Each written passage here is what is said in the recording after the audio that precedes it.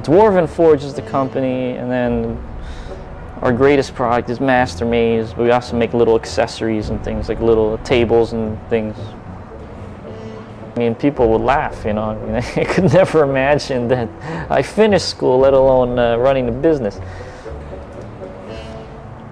Basically, what I did was just create the pieces that I wanted to use to play with me and my friends. And now we got all kinds of crazy stuff, like cavernous passages. We even have a trap set. We have little mechanisms that have little spiky things fall down and swing at you and things like that. You know, secret revolving doors and portcullises. And now it's just like I've got like 80 different pieces, you know. I mean, it's just growing and growing.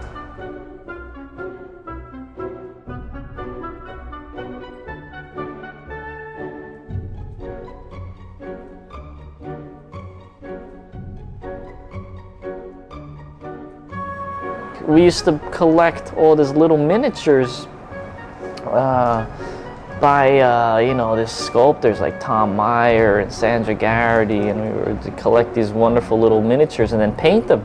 After a while, it got to be like you'd have hundreds of these little figures that you painted, but there was nothing really good to put them in.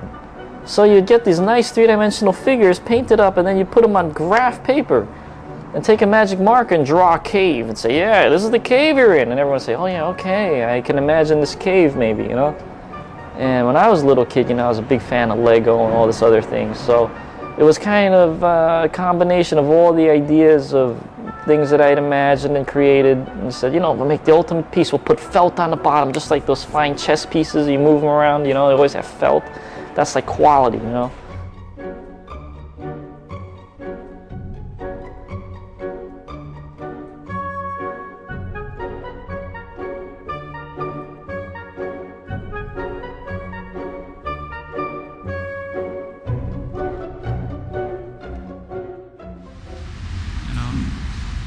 Are you still working on this stuff?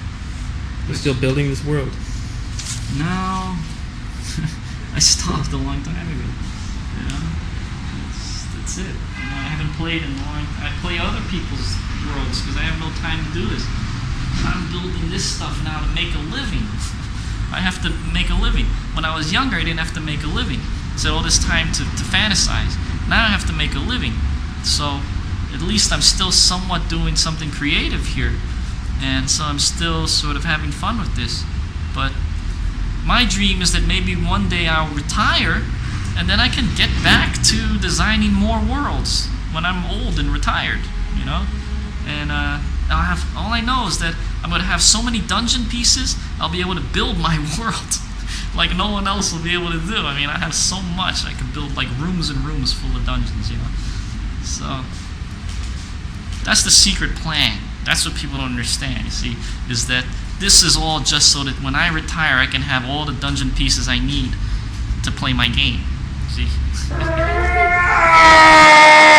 I kill now! And you hear something coming up the stairs from below pretty fast. Oh, and it sounds like whatever it is, it's pretty heavy because it's shaking the whole thing as it comes up. How much time do we have? Get away from the hole, now, dwarf. I'm gonna do a web spell. You know, that's what informed me as an artist, was looking and being inspired by these games. I couldn't render like like Larry Elmore or Keith Parkinson or Clyde Caldwell, those guys I would see on Dragon, but at least I can make a map. And then I started drawing the characters involved in my stories and my friends' stories, and that obviously led to, in a way, to where I am now as a book cover and fantasy illustrator. And actually, I'm contributing now back to the field I love. That helped inspire me and make me who I am. And I realized, you know, some jobs you don't get all the money you want for them, but you want to do them, you should do them because of what they represent and who they also can influence. You know, who's going to see these covers and be inspired a little bit. It's good to know that people think like that not everybody has, you know, not all the girls have to play with Barbies, and not all the guys have to play with toy cars, you know.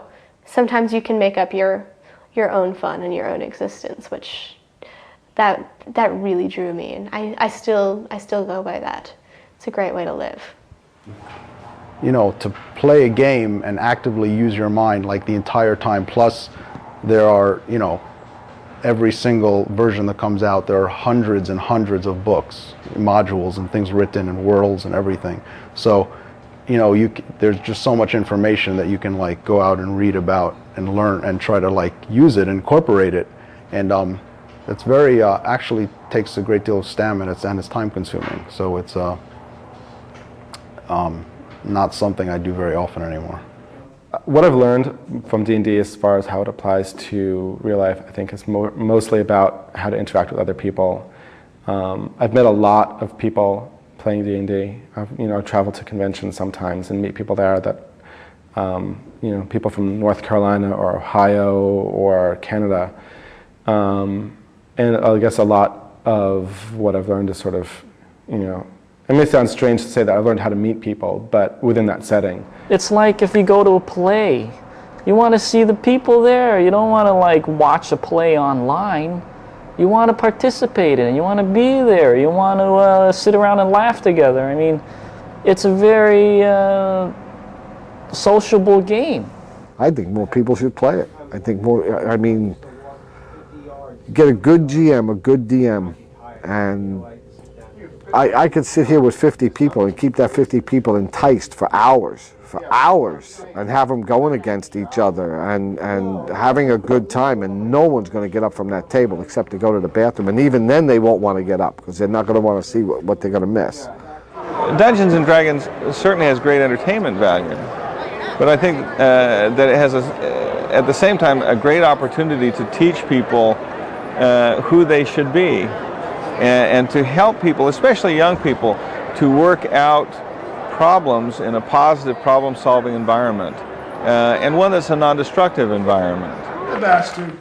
There. 14. You hit him with your, oh my god. Your super strength. He takes out from his back, right before this creature comes out, this 6-foot-long two-handed sword. You're like, oh my god, and the gigantic guy of a man just whacks into him. I love to roll my damage. I love rolling damage with my two-handed sword. Smoking. Oh! 21 points. 21 That was not a glancing wound. He comes up with his, and he raises his club to hit you, and you go, "Hurrah!" You go right through his arm and into his side. His arm falls to the ground. He goes, I could say that it can be taken to the level of art. If you are a really good dungeon master, I could say it's like being an actor in a play. If you want to call actors artists, you could be that good, because some of these guys are really great. It takes a lot of storytelling skills, a lot of creativity. The group itself, if everybody is really taking it to another level, it could be a performance, So, yeah, I could say that. Maybe I could fit in there somewhere.